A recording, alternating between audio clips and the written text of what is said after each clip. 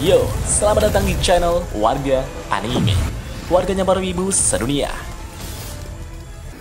Dan masih bersama Mr. Q di sini.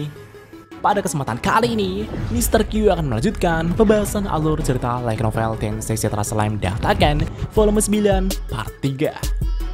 Jika kalian belum menonton part sebelumnya, kalian bisa menontonnya terlebih dahulu di link yang tertera di deskripsi.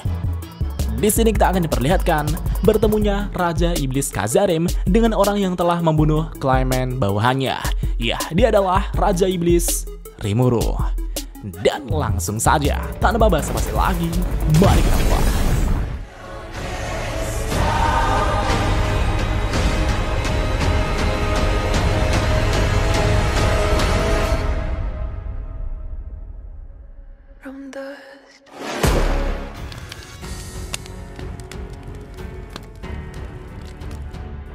Setelah Rimuru selesai menyambut kedatangan raja-raja yang tiba di Tempest, Rimuru kemudian akan pergi ke kerajaan Yggdrasil untuk menemui Yuki Kagurazaka. Selain untuk bertemu dengan Yuki, Rimuru juga akan mengunjungi Akademi Yggdrasil untuk mengajak Chloe dan anak-anak lainnya pergi ke acara festival pembukaan Tempest yang akan diadakan Rimuru sebentar lagi.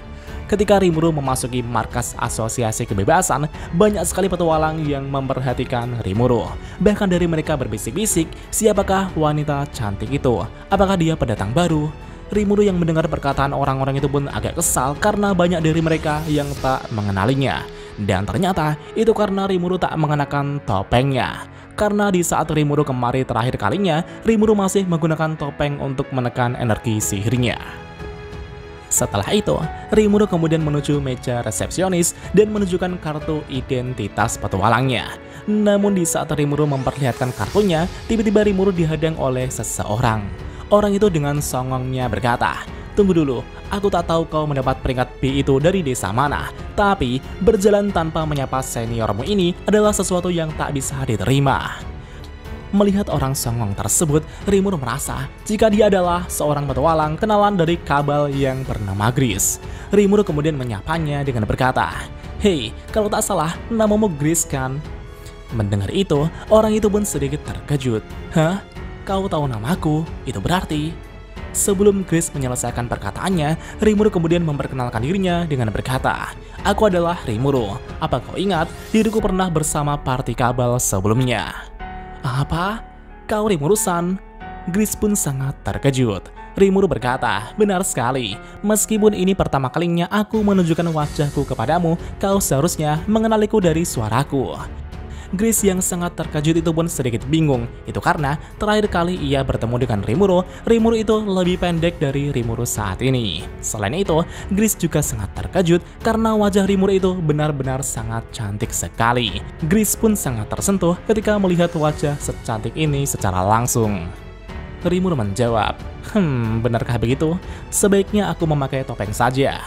Rimuru kemudian membuat duplikat topengnya dan langsung memakainya. Orang-orang pun mulai kecewa karena Rimuru menutup wajah cantiknya.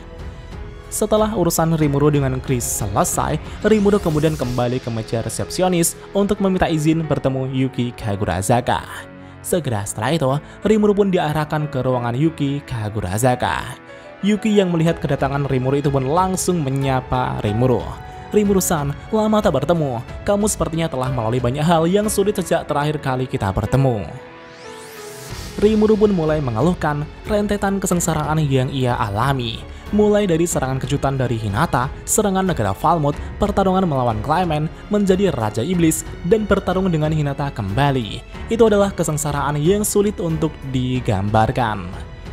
Yuki pun tertawa dan berkata, "Hahaha, bahkan setelah semua itu, kau berhasil mengatasi semua masalah tanpa cedera." Meskipun Yuki tersenyum riang, namun perkataannya mengandung belas kasih yang mendalam. Setelah membahas kesengsaraan yang dialami Rimuru, Rimuru kemudian mengutarakan maksud kunjungannya ke sini. Rimuru pun mengajak Yuki untuk mengunjungi festival pembukaan Tempest yang akan segera dimulai. Namun jika Yuki masih sibuk dengan pekerjaannya, Yuki tak perlu memaksakannya. Yuki menjawab, "Tentu saja aku harus ke sana. Kau tahu, aku sudah mati-matian menyelesaikan pekerjaanku untuk menghadiri festival. Untuk pekerjaanku, kau tak perlu khawatir. Aku sudah memiliki bawahan yang bisa kupercaya untuk mengurus pekerjaanku." Yuki kemudian berdiri dan memanggil bawahannya tersebut. Dan sesaat kemudian datanglah seseorang wanita ke ruangan. Yuki kemudian memperkenalkannya pada Rimuru. Namanya adalah Kagali dan dia telah menjadi wakil ketua asosiasi kebebasan. Kagali pun menyapa Rimuru. Senang bertemu denganmu, Rimuru Tempest. Tidak, maksudku Raja Iblis Rimuru sama. Namaku adalah Kagali, senang bisa bertemu dengan Anda. Rimuru menjawab, senang bertemu denganmu juga, Kagali. Ini adalah kedua kalinya Rimuru datang ke sini. Tetapi, di saat Rimuru ke sini sebelumnya, ia tak bertemu dengan Kagali. Kagali menjawab bahwa ia baru saja kembali beberapa hari yang lalu setelah menemukan reruntuhan kuno terbesar di dunia yang disebut Soma. Tapi meskipun Kagali menemukan reruntuhan tersebut, ia masih memiliki banyak hal yang harus dijelajahi dan teka-teki yang harus dipecahkan. Tapi itu sebenarnya adalah tugas para petualang eksplorasi. Dan karena itulah, Kagali akan mengambil pekerjaan untuk melatih para petualang untuk mengeksplorasi reruntuhan tersebut. Bicara soal reruntuhan, Rimuru kemudian ingin menanyakan siapakah yang memiliki hak atas reruntuhan tersebut. Apakah negara yang akan mengelolanya? Kagali menjawab, itu agak rumit karena lokasinya abu-abu.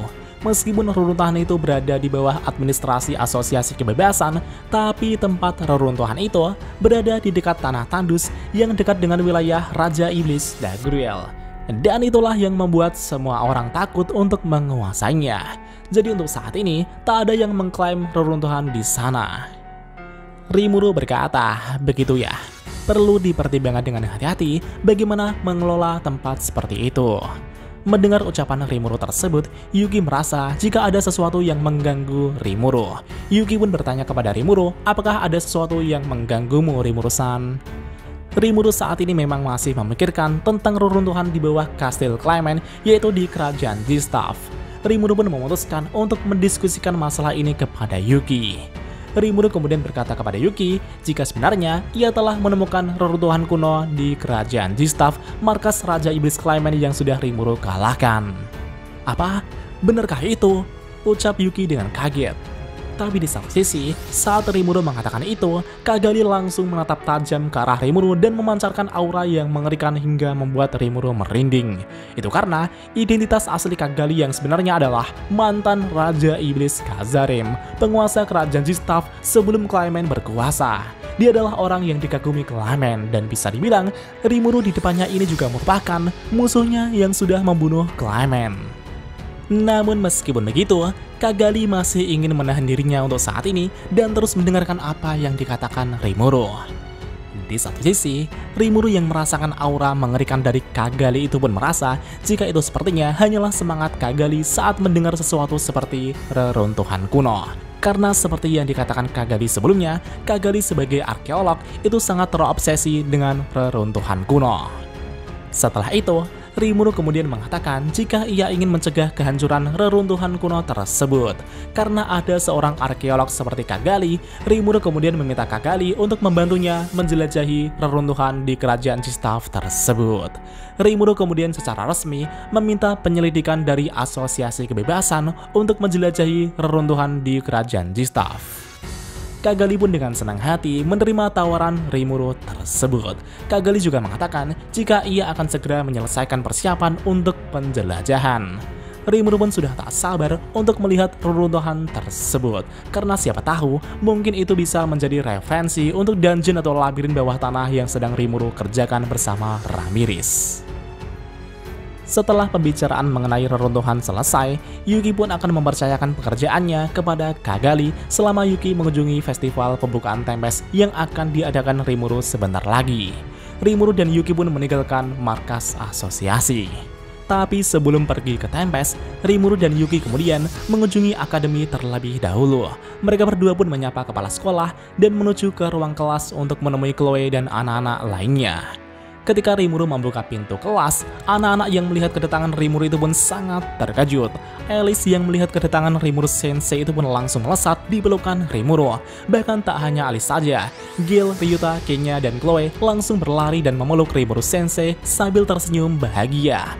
Mereka semua ternyata telah menunggu kedatangan Rimuru Sensei selama ini. Yuki yang melihat Rimuru dikerumuni anak-anak itu pun berkata, kamu sepertinya masih sepopuler dahulu, Rimuru-san.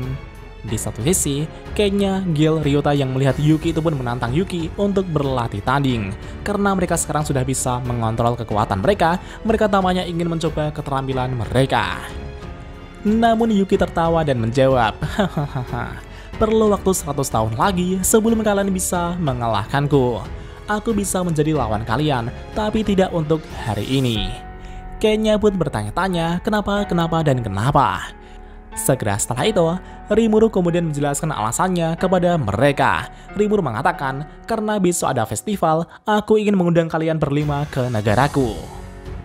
Ketika mendengar itu, mereka semua sangat antusias dan senang sekali. Wah, beritahu kami hal penting seperti itu lebih cepat, Rimuru Sensei.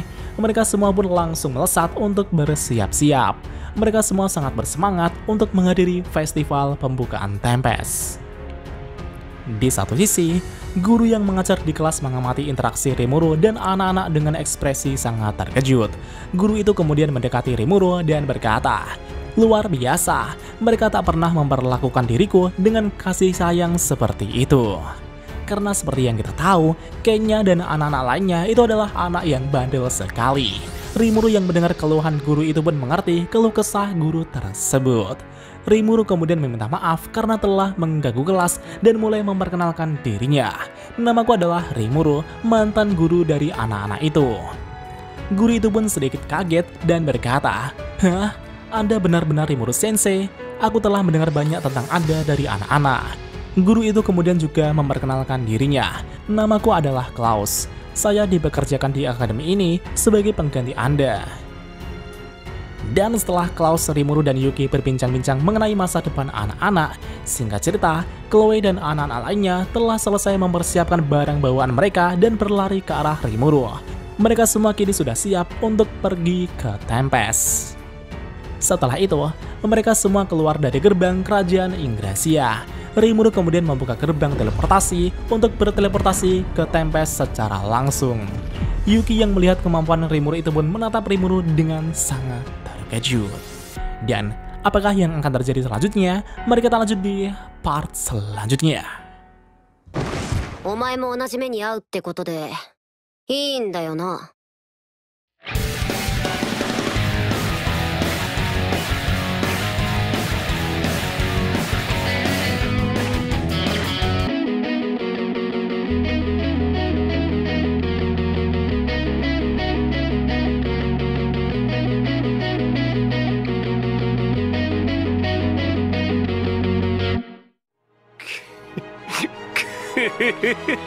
久しぶりの現世です。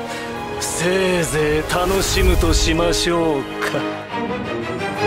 Dan jika ada kesalahan dalam pembahasan, Mimin mohon maaf. Dan sekian untuk pembahasan kali ini. Dan jangan lupa klik like dan subscribe juga ya guys. Tentu saja di Warga Anime.